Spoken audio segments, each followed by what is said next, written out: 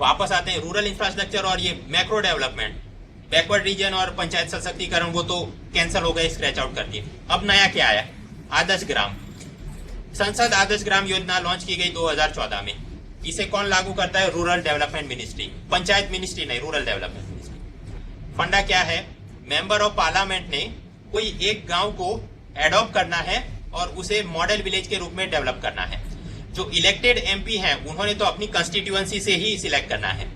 अगर कोई नामांकित मेंबर होगा, राज्यसभा में भी होगा और नीचे लोकसभा में भी होगा। लोकसभा में कौन होता है?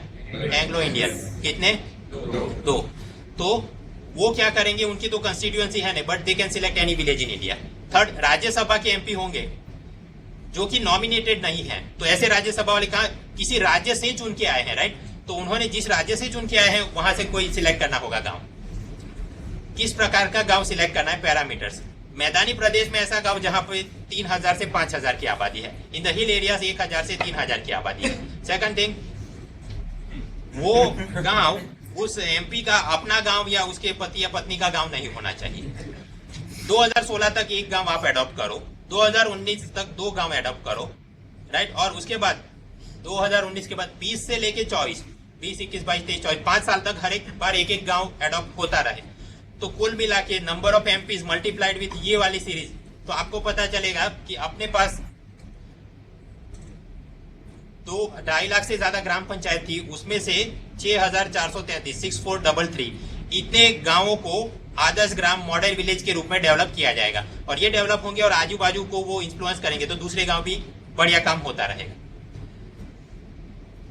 अब कोई सिलेक्टेड फेमस लीडर्स उन्होंने कौन कौन से गांव पसंद किए? प्रधानमंत्री नरेंद्र मोदी, उनकी कंस्टिट्यूएंसी वो वाराणसी और वहां पर जयापुर।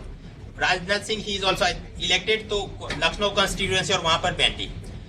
राज्यसभा स्मृति ईरानी। आप याद करो, राज्यसभा में जो इलेक्टेड है तो वो कौन से राज्य से आए? Smriti Irani, she comes from Gujarat, तो अपना आनंद डिस्ट्रिक्ट और उसका मागरोल गांव। उसी प्रकार अरुण जेटली, तो वो भी राज्यसभा, लेकिन कहां से आए? गुजरात से। उन्होंने तो 4 गांव एक साथ अडॉप्ट कर लिए। बड़ोदरा डिस्ट्रिक्ट के डभोई तालुका, वहां पर ये करनाली, पीपलिया, वाड़ी लाइन, बागलीपुरा, तो ये 4 उन्होंने कर दी। राहुल गांधी अमेठी और उसका दीप, सोनिया गांधी रायबरेली और उसका उड़वा। सचिन तेंदुलकर नॉमिनेटेड मेंबर है, तो क्या उसने कंपल्सरीली महाराष्ट्र से पसंद करना होगा? नहीं, कोई भी कहीं भी विलेज पसंद कर सकते हैं। सो इन आंध्र प्रदेश ही सिलेक्टेड दिस पत्तारामजू कंड्रीगा। और भी फिर गडकरी ने कौन सा रेखा यूपीएससी एमसीक्यू में ऐसा कुछ निकले मुझे नहीं लगता, बट बैंक्स की परीक्षा, स्टाफ सिलेक्शन, तो वो इस प्रकार के पर्सन इन न्यूज और कुछ ना कुछ पूछते रहते हैं, तो वहां पर ये याद करने जाना चाहिए। फॉर यूपीएससी क्या याद करना है? नाम से ज्यादा महत्वपूर्ण ये है कि भाई इलेक्टेड होगा तो जो कंस्टिट्यूएंसी से आए ये राज्य से, देन और नॉमिनेटेड है देन एनी विलेज, वो वाली बातें करनी पड़ेगी।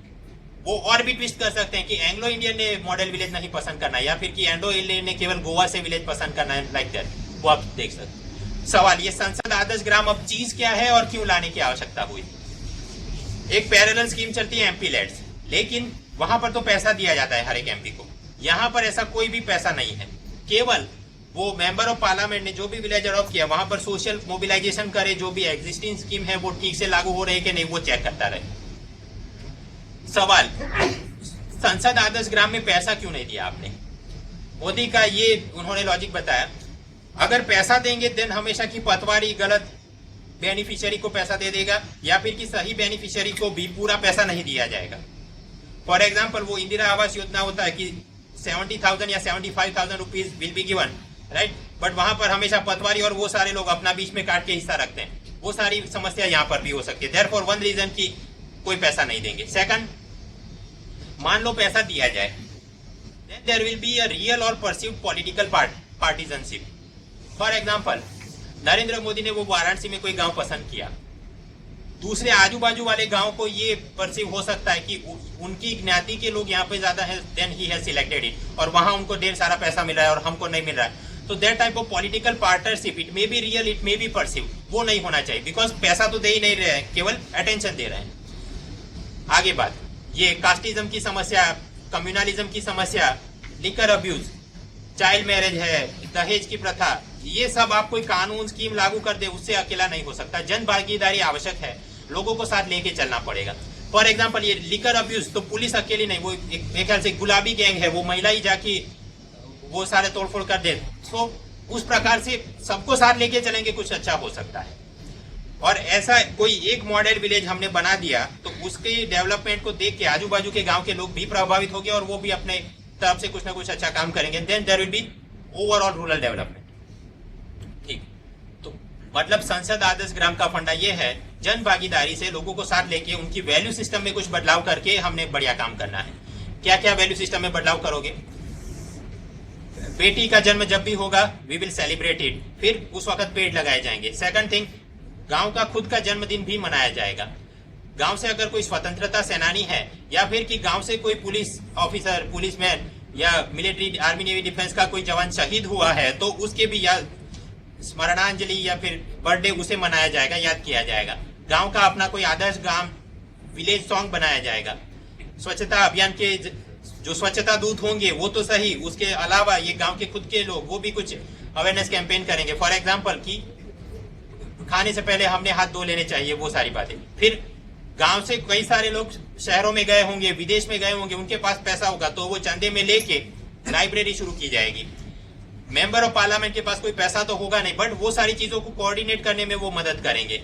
अलग अलग जो भी स्कीम चल रही हो उसका ठीक से इम्प्लीमेंटेशन हो नहीं रहा है कि हो रहा है, अगर नहीं हो रहा है तो फिर जो भी सरकारी अफसर हो उनसे जवाब मांगा जाएगा। तो ये सारी चीजें की जाएंगी।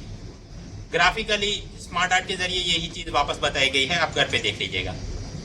खैर, मुख्य परीक्षा इंटरव्यू में कैसे पूछ सकते हैं? ये सवाल है, socio economic transformation of rural India can not be achieved without inculcating the sense of pride and volunteerism among the citizens. Discuss the importance of संसद Adarsh Gram Yojana in this regard. ग्रामीण भारत का सामाजिक और आर्थिक बदलाव ट्रांसफॉर्मेशन करना हो तो वहां की जनता में एक गौरव और समाज सेवा, प्राइड एंड वॉलंटियरिज्म की भावना लानी होगी। इस अनुसंधान में संसद आदर्श ग्राम योजना की चर्चा करो। सवाल खुद ही एक जवाब जितना बड़ा हो गया है। पिछले 2 सालों के आप पेपर चेक करो मुख्य परीक्षा के, एक ट्रेंड ऐसा बन रहा है कि पहले कोई स्टेटमेंट देंगे और उसके अनुसंधान में XYZ थिंग की चर्चा करो। GS2, GS3 में इस प्रकार के सवाल देखे जाते हैं। जब आप क्या बनाओगे, बस जो सेलिएंट फीचर है उसके आसपास चर्चा करनी है। फर्स्ट थिंग, हमने देखा कि we will celebrate the birth of girl child, right? तो उससे क्या होगा, वो महिलाओं की ये बेटी बेटा पैदा हुआ, वो जो डिस्क्रिमिनेशन है वो धीरे धीरे कम होगा। So in a way it is a social transformation. Second thing, गांव से जो शहीद हुए उसको हम सेलिब्रेट करेंगे, गांव का अपना आदर्श गान होगा, तो इनके जरिए सभी लोग समुदाय के जमा हो तो caste barrier they will decline a bit. Third thing, चंदा लेके लाइब्रेरी बनानी है तो again there will be a sense of ownership, sense of volunteerism, sense of pride. तो कास्ट बैरियर जो है वो भी थोड़े थोड़े कम होंगे और वो किताबें पढ़ के जो कुछ ज्ञान थोड़ा मिल गया और हाँ कि अब ये कास्टिज्म खराब है, रीजनलिज्म खराब है, रिलीजन कम्युनलिज्म खराब है, वो थोड़ा जो बन गया है। फिर ट्री प्लांटिंग करेंगे, क्लीनलीनेस ड्राइव लाएंगे, उसके जरिए जो भी सोशियो इकोनॉमिक अच्छा अपने को हुआ। आगे और भी मुद्दे आप लिख सकते हैं। सो बॉटम लाइन इज की ये सारी चीजें करने पर रूरल इलाकों में लोगों के अंदर ही प्राइड एंड वॉलंटियरिज्म की भावना आएगी और उसके चलते फिर सोशियो इकोनॉमिक ट्रांसफॉर्मेशन होगा। वो बातें आपने करनी, ठीक। रूरल इंफ्रास्ट्रक्चर, उसके अंदर ये मैक्रो डेवलपमेंट, वहां पर आदर्श ग्राम, वो बात देख ली। अब आते हैं रूरबन पे। श्यामा प्रसाद रूरबन मिशन 2004 में यूपीए सरकार ने एक चीज लाई, पूरा providing urban amenities in rural area. As such it was the brainchild of president Abdul Kalam. पूरा मॉडल के अंतर्गत ये पेरियार, चित्रकूट, वाराणी, लोनी और कुछ ऐसे गांव में ये चीज लागू की गई, that we will provide urban amenities in the rural areas. लेकिन दिस प्रोजेक्ट वो किकअप नहीं हुआ बिकॉज सभी मंत्रालयों के बीच आपस में तालमेल था नहीं। आगे बजट 2014 में मोदी सरकार ने अनाउंसमेंट किया, क्या पूरा में कितने पैसे दिए? 0 रुपए। और नई स्कीम आ गई, Shyama Prasad Mukherjee rurban mission SPMRM। लागू कौन करेगा? Rural development ministry. Funding pattern क्या है? 60-40, 80-20 और अलग से पब्लिक प्राइवेट पार्टनरशिप से जो पैसा है। 80-20 किसका? Special category mission, Jammu Kashmir, north east, Himachal and Uttarakhand. तो यहाँ पर भी सारे आंकड़े तो याद नहीं रहेंगे बट एटलीस्ट की it is not a 100% central sponsored scheme. अब इससे क्या काम करना है? गाइडलाइन वगैरह अभी तक चल रहा है, प्रोविजन में है। रूरल डेवलपमेंट के एडिशनल सेक्रेटरी के अंतर्गत एक 11 सदस्यों की समिति बनाई गई है। वो लोग वो पूरा के जो मैंने 4-5 नाम बताए विलेजेस, उसका मॉडल स्टडी कर रहे हैं और अपने गुजरात का रूरबन डेवलपमेंट मॉडल स्टडी कर रहे हैं। उसके हिसाब से फिर पूरे भारत में इसे लागू करना है। So for the purpose of your own interviews, Gujarat का ये रूरबन डेवलपमेंट मॉडल क्या है देख लेते हैं। गुजरात रूरबन डेवलपमेंट मॉडल ये चीज है, कोई शहरी इलाका है, उसके करीब कोई एक गांव को पसंद किया जाए, it will be designated as a rurban centre. Rurban centre वाला गांव कौन पसंद होगा? कोई तालुका हेडक्वार्टर हो या फिर ऐसा गांव जिसकी आबादी 10,000 के करीब है।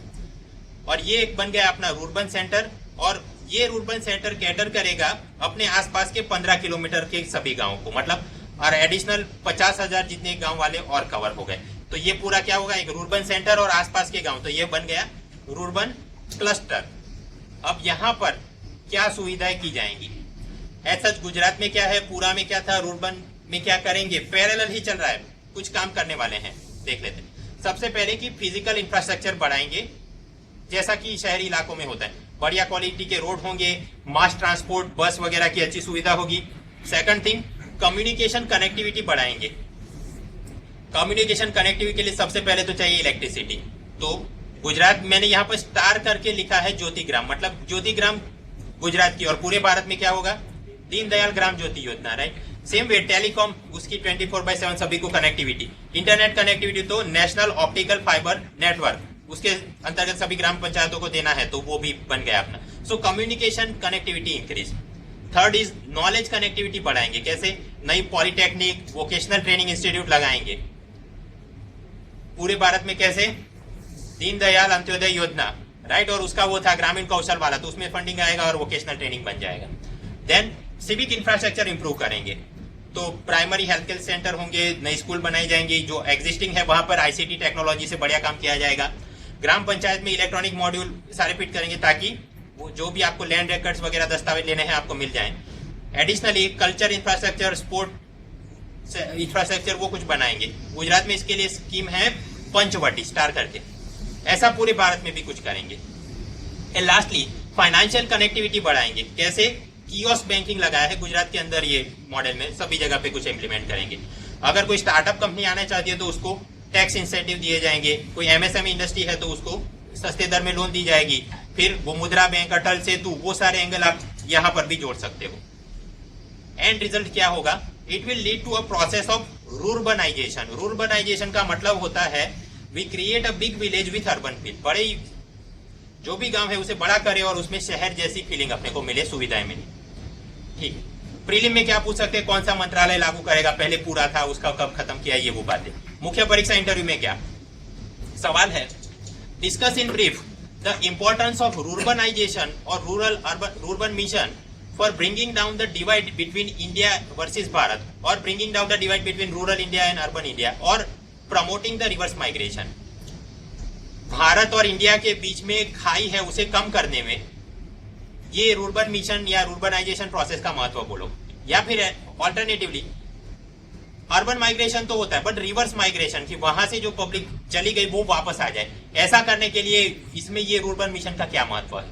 ये रिवर्स माइग्रेशन वाला आपको परेशान कर सकता है। मुख्य परीक्षा और GS1 पेपर वहां पर है urbanization related issues and thing, तो वो ये मुद्दे आपने लिखने पड़ेंगे। ठीक है, जवाब बनाते हैं। सबसे पहले उसने बोला कि रूरबन मिशन या रूरबनाइजेशन तो व्याख्यायित करना पड़ेगा। मतलब क्या है?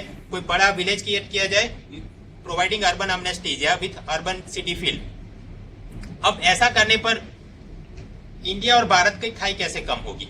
आप याद करो, कनेक्टिविटी हम बढ़ाने वाले हैं, physical connectivity, communication connectivity, knowledge community, पिछली स्लाइड्स में हमने देख लिया। तो एक तो कनेक्टिविटी बढ़ेगी तो अपने आप ये खाई कम होती जाएगी। सेकंड पिलर, ये सारी कनेक्टिविटी बढ़ाने के लिए सरकारी निवेश होता रहेगा, पब्लिक इन्वेस्टमेंट बढ़ेगा, इंफ्रास्ट्रक्चर ठीक होगा, और फिर प्राइवेट इंडस्ट्री को आप इंसेंटिव दे रहे हैं, टैक्स इंसेंटिव, फिर अटल सेतु, वो सारी चीजें, तो धीरे धीरे वो लोग भी आना शुरू करेंगे। एंड रिजल्ट विल बी नौकरियां नई खड़ी होंगी, नई नौकरियां खड़ी होंगी, और साथ साथ सिविक एमनेस्टी भी है, बढ़िया स्कूल है, स्पोर्ट्स, ट्रांसपोर्ट, इलेक्ट्रिसिटी 24/7।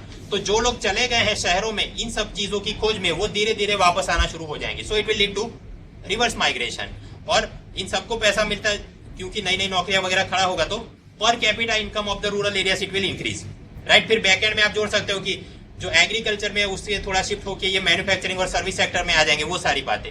तो अगेन जो पैसों के कारण खाई थी बिटवीन इंडिया एंड भारत वो भी कम होगी, और फिजिकल कम्युनिकेशन नॉलेज की जो खाई थी वो भी कम होगी। इस हिसाब से ये रूरबनाइजेशन या रूरबन मिशन अपने लिए महत्वपूर्ण है, ऐसे मदद करेगा।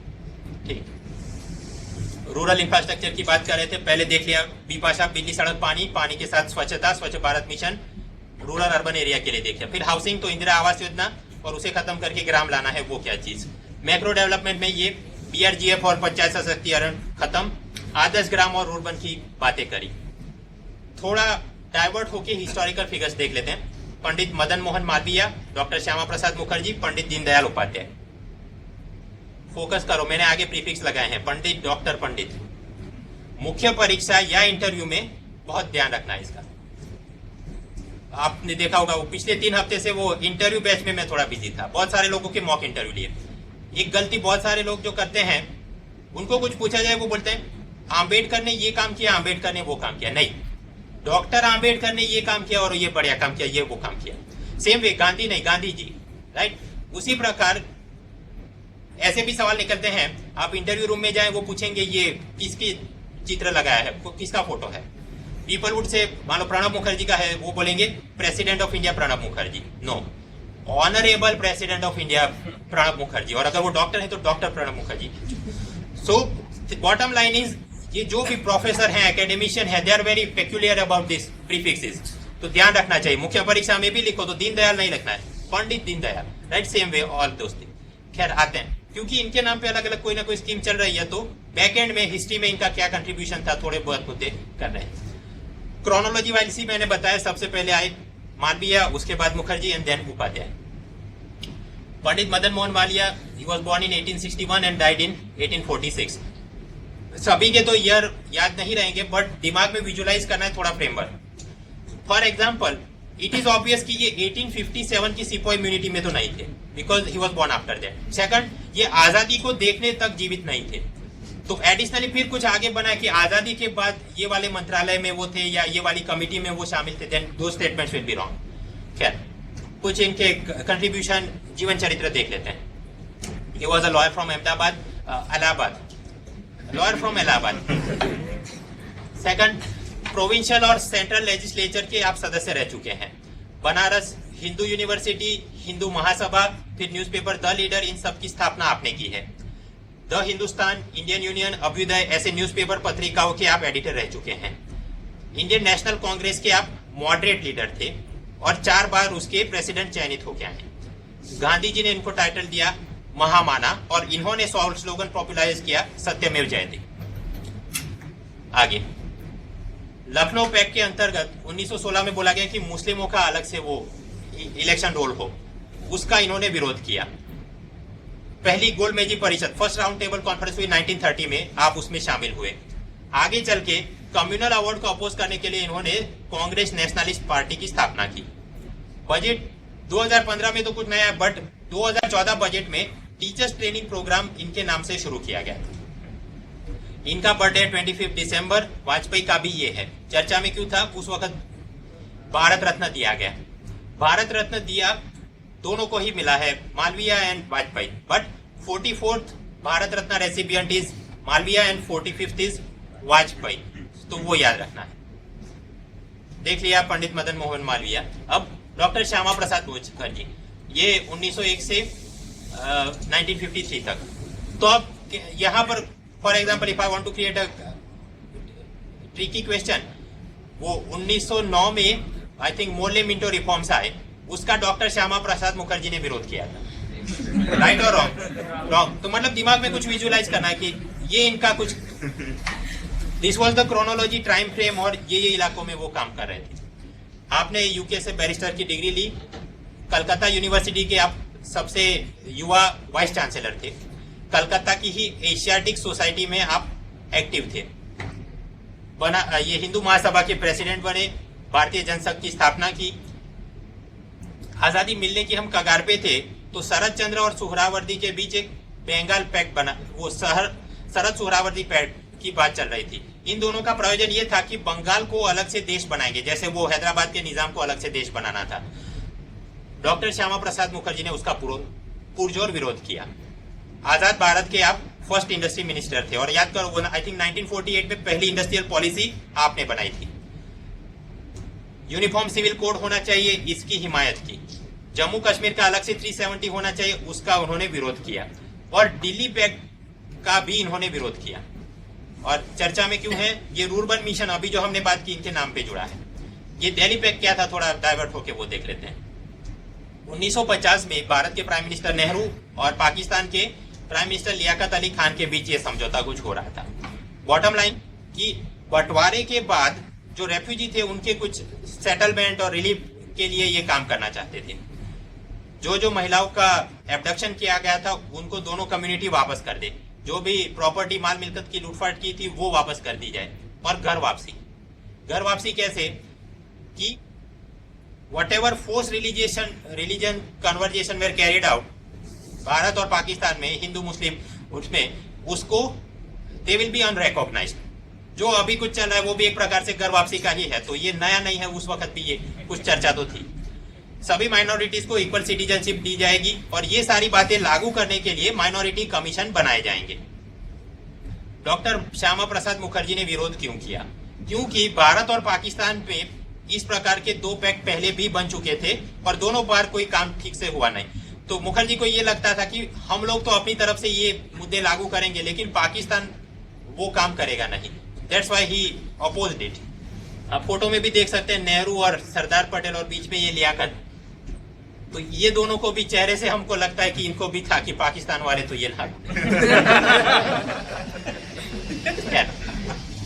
Historical figures Madan Mohan Malaviya, okay, Shyama Prasad Mukherjee and last is Pandit Deendayal Upadhyay. इनका टाइम फ्रेम क्या है? 1916 से 1968 तक। अगेन कुछ सोच सकते हैं कि उस वक्त जो भी आई थिंक 1928 की जो भी जलियांवाला बाग या so like that tricky MCQs can be form.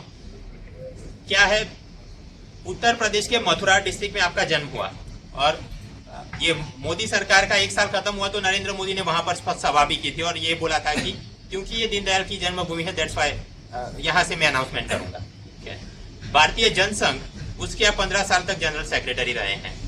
Bharatiya Janata party की पॉलिटिकल फिलोसफी है इंटीग्रल ह्यूमनिज्म, वो ये आपके विचारधारा से आगे बढ़ी है। पंचजन्य और स्वदेश पत्रिकाओं के आप एडिटर रह चुके हैं।